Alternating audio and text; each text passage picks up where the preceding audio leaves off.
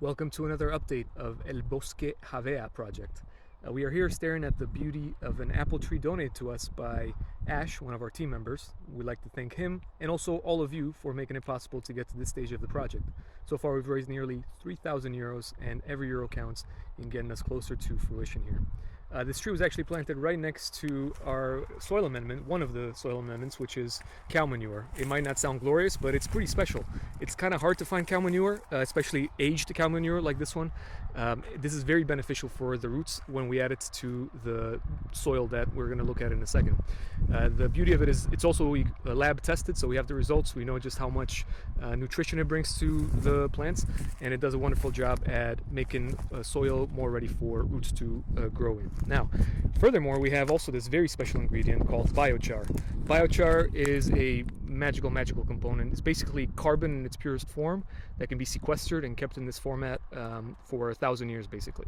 Furthermore, on top of that being excellent, it's a way to sort of secure biomass that's grown. So think branches, like the ones we see back there, branches and other waste materials, even like shells from agriculture, whatever you can think of that can burn.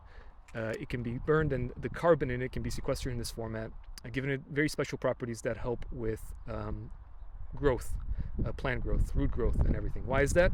It has a lot of surface area, it can maintain a lot of moisture, and most importantly, it's a great habitat for microorganisms in the soil on which these plants depend on in order to develop the roots quickly. So this was actually developed artisanally by a forestry engineer from the area here. We look forward to supporting local businesses, and he was a great partner in this sense.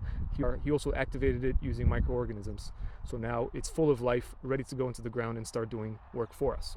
Speaking of the ground, we can take a look here at what we're dealing with. The ground before was pretty compacted, as you can see here, a lot of clay looking stuff and rocks. Here you can see the result after the tractor passed through with a subsoiler in two different directions. It's still got big chunks, but the problem that we had was that even though we were promised a depth of maybe 70 centimeters, we ended up with a depth of more like 30 centimeters, which wouldn't be sufficient for these little plants that we have to anchor down well enough so that they can resist the winds that we get off the sea there and to grow quickly, right? They would run into that concrete floor basically and slow down growth, which we didn't want.